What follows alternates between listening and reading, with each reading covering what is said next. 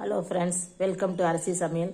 நம்ம ஒரு கடலை மாவு போண்டா ஈவினிங் ஸ்நாக்ஸாக பண்ணிக்கலாம். நான் வந்து 2 கப் கடலை மாவு எடுத்திருக்கேன். அரை கப் அரிசி மாவு வச்சுக்கிறேன். பெருங்காயத்தூள் போட்டுக்கலாம். 1/4 ஸ்பூன் பெருங்காயத்தூள் போட்டுக்கோங்க. தனி மிளகாயத்தூள் சின்ன ஸ்பூனால் நான் 1 ஸ்பூன் போட்டுக்கிறேன். இஞ்சி பூண்டு பேஸ்ட்டு, பச்சை மிளகாய், கருவேப்பிலை, பெரிய சைஸ் வெங்காயம் வெட்டி வச்சுருக்கேன். இதையும் போட்டுக்கலாம். ஒரு பச்சை மிளகாய். இப்போ இதை கூட நம்ம மல்லி இலை கையால் நல்லா பிசைஞ்சிக்கலாம். உப்பு போட்டுக்கலாம். ஃப்ரெண்ட்ஸ், நான் வந்து சுடு எண்ணெயில் ஒரு 2 ஸ்பூன் ஊற்றிக்கிட்டேன். கொஞ்சமாக ஒரு கையளவு தண்ணி ஊற்றி பிசைஞ்சிருக்கேன். பத்தலைனா கொஞ்சமாக தண்ணி ஊற்றிக்கலாம். வெங்காயத்துலேருந்து தண்ணி வரும். இப்போ நம்ம இதை பிசைஞ்சிட்டு சூடானோடனே நம்ம எண்ணெயில் போண்டா போட்டுக்கலாம். இந்த போண்டா வந்து சாப்பிட சூப்பராக இருக்கும். நிறைய வெங்காயம் போட்டிருக்கேன். அதுக்கப்புறம் வந்து இது மழை நேரத்தில் சாப்பிடும்போது ரொம்ப இதுவாக இருக்கும். வெங்காயம் நிறையா போட்டதால நல்லா மொறுன்னு இருக்கும். உள்ளே சாஃப்டாக இருக்கும். வாங்க இப்போ நம்ம உருண்டை பண்ணி போட்டுக்கலாம். நம்ம எண்ணெய் சூடாகிடுச்சு. இப்போ நம்ம போண்டா மாவு நல்லா பிசைஞ்சிக்கிட்டோம். சின்ன சின்னதாக எடுத்து இப்போ நம்ம போட்டுக்கலாம்.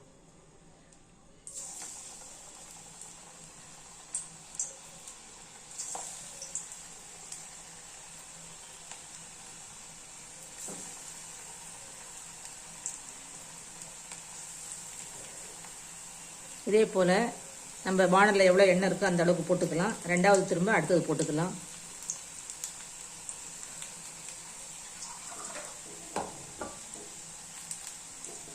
தண்ணியாக கம்மியாக வச்சு இது அப்படியே மாவோட உதுத்து விட்டா அப்படியே இது பக்கோடா தான், வெங்காய பக்கோடா மாதிரி இருக்கும்.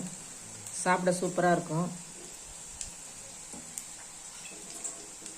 ஈவினிங் ஸ்நாக்ஸாக பிள்ளைகள் ஸ்கூல் விட்டு வரும்போது செஞ்சு கொடுங்க. ரொம்ப விரும்பி சாப்பிடுவாங்க. இது கூட ஒரு காஃபியும் போட்டு கொடுத்தா அம்மா டெய்லி இதே மாதிரி செய்யுங்கன்னு சொல்லுவாங்க.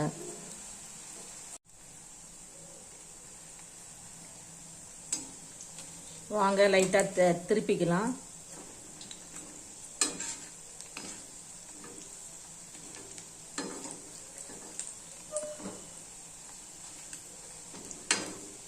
இப்போல்லாம் தெருவில் வண்டியில் விற்கும் வடை, பஜ்ஜி, போண்டான்னு. இப்போ எங்கே பார்த்தாலும் நார்த் இந்தியன் கடையாயிடுச்சு. அது எங்கள் பக்கம் ஏர்ஃபோர்ஸ் ரோடு பார்த்தீங்களா? அதனால் வந்து ஃபுல் அண்ட் ஃபுல்லு அவங்க தான் பானிபூரியும் பப்ஸு அந்த மாதிரி சமோசா இதான் சேல் பண்ணிகிட்ருப்பாங்க. நம்ம டிஷ்ஷு ஒன்றுமே தெருவில் தெரியவே தெரியாது. ஹோட்டலில் போய் வெளியில் காலையில் பார்த்தா மட்டும்தான் தெரியும். நம்ம போண்டா ரெடி ஆகிடுச்சு. இப்போ எடுத்துக்கலாம். பாருங்கள் எவ்வளோ கரெக்டாக வந்திருக்குன்னு. கலராக நல்லா சாஃப்டாக நல்லாயிருக்கும். இது எனக்கு பக்கோடா மாதிரி இருக்கும். எனக்கு ரொம்ப ஷேப்பாக அழகாக போட தெரியாது. சில பேர்லாம் பார்த்தீங்கன்னா சூப்பராக போண்டாலாம் போடுவாங்க. நம்ம ஃப்ரெண்ட்ஸுங்க சேனல்லையே நான் பார்த்துருக்குறேன். அந்த அளவுக்கு நான் வந்து போட வராது. உண்மையை ஒத்துக்கிறேன். அடுத்த செட்டு போட்டுக்கிறேன்.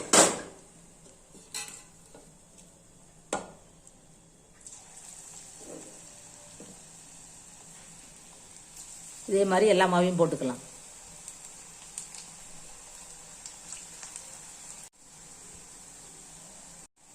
இப்போ அடுத்த செட்டும் எடுத்துக்கலாம். நல்லா வெந்துருச்சு. சூப்பராக வந்திருக்கு. நீங்களும் இது மாதிரி செஞ்சு பாருங்கள். நம்மளோட டீ கடை போண்டா சூப்பராக ரெடி ஆகிடுச்சு. வாங்க சாப்பிட்டுக்கலாம். தேங்காய் சட்னின்னு சாப்பிட்டுக்கலாம் வாங்க.